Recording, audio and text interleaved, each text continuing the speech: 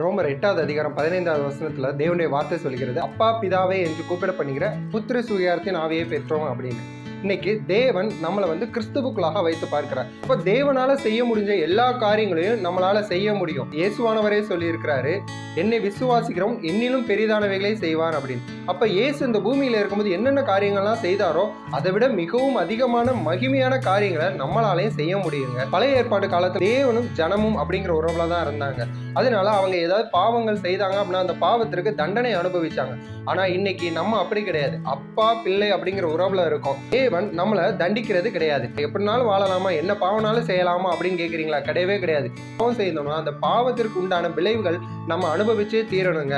அதற்கு தேவன் காரணம் இல்லை, முழுக்க முழுக்க நம்ம தான் காரணம்.